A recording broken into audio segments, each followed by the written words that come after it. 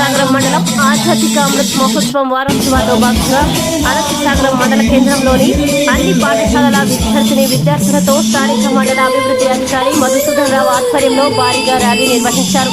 ఈ సందర్భంగా 150 మీటర్ల త్రివర్ణ పతాకాన్ని అనంతసాగర పురవీధుల్లో ఊరేగించారు.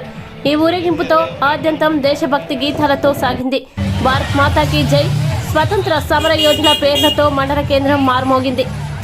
ఈ కార్యక్రమంలో మండల మరియు సచివాలయ అధికారులు, ఉపాధ్యాయ, ప్రధానోపాధ్యాయులు, విద్యార్థులు పాల్గొన్నారు.